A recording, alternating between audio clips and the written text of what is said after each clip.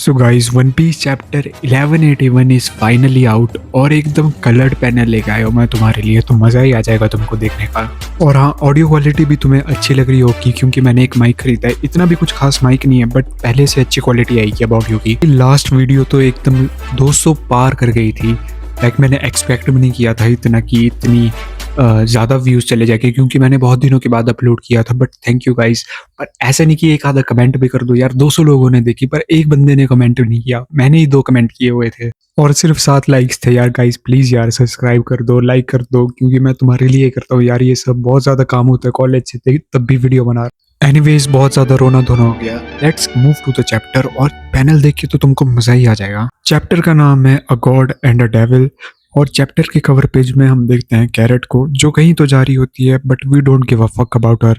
So now let's move to the chapter की starting में हम 14 साल पहले का सीन देखते हैं जहाँ पे हराल्ड खुद को कोस रहा होता है कि मैं बहुत ज़्यादा बुरा राजा हूँ एल्बफ का पूरी हिस्ट्री पे। लोकी तुम्हें मुझे मारना ही होगा और तुम इस थ्रोन पे बैठोगे मेरे बाद। तो लोकी यहाँ पे पहचान जाता है कि ईमू ही है जिसकी वजह से हराल्ड वैसा बना था। तो वही वो ईमू को कहता है कि तुम्हारी वजह से ही मेरे डैड सिर्फ 144 ईयर्स तक ही जिए, क्योंकि जाइंट्स यूजुअली 300 ईयर्स तक जीते हैं। वो बहुत ही ज़्यादा जल्दी मर गए और उनकी डेथ की रिस्पॉन्सिबिलिटी तुम्हारी है। तो ईमू लोकी को रिप्लाई करते हुए कहता है कि जो वो इंसिडेंट हुआ था उससे सबसे ज़्यादा सफ़र मेरे को हुआ था, मुंह को हुआ था। इसके बाद लोकी अपना अटैक तैयार करने लगता है और अपने फादर की वही पुरानी मेमोरीज को याद कर रहा होता है। लोकी ईमू के ऊपर रग्नीर से अटैक करता है और वो एकदम खतरनाक ही अटैक करता है। कुछ तो ऊपर से एकदम आसमान से पूरी बिजलियां वगैरह आ रही होती है बट ईमू उसके रग्नीर को अपनी ब्लैक फ्लेम से रोक देता है। उन दोनों के अटैक के कोलिजन से एकदम पूरे एल्बाफ में तूफान ही तूफान आ जाता है। लोकी ये देख के हैरान हो जाता है कि ईमू को उसके अटैक से कुछ भी नहीं हुआ है, लिटरली एक खरोच भी नहीं आई है। बट इसके बाद ईमू ओमिन बोलता है और एकदम लोकी के साइज के जितना हो जाता है। उसके बाद दोनों एक दूसरे के ऊपर अटैक करते हैं और एकदम अचानक से ईमू ऊपर से आता है और लोकी को चेस्ट से पियर्स कर देता है। ईमू की स्वॉर्ड का नाम यहाँ पे नेमेसिस बताया है और ये एकदम मीहॉक की तलवार की तरह है। उसके बाद ईमू अपना डायलॉग बोलने लग जाता है कि इस दुनिया में इंसानों को बहुत ज़्यादा पावर चाहिए। उस पावर के लिए वो डेविल के साथ एक कॉन्ट्रैक्ट साइन करते हैं।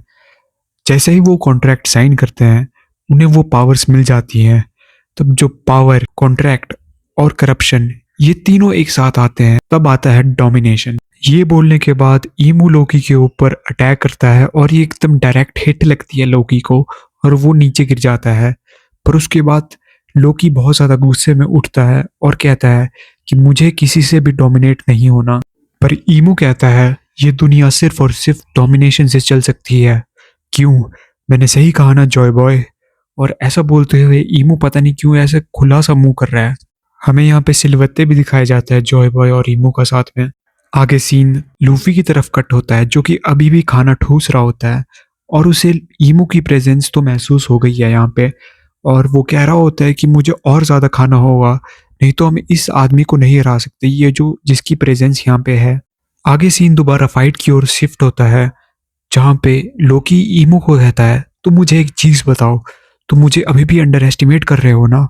और ये बोलते ही वो ईमू को हिट करता है रग्नीर से और ईमू उड़ता हुआ जाके सीधा एडम ट्री के साथ लगता है और लोकी अपनी ड्रैगन फॉर्म में आता है और थोरियम अटैक करता है जो कि ईमू को डायरेक्ट लग भी जाता है पर उससे ईमू को कुछ फर्क नहीं पड़ता।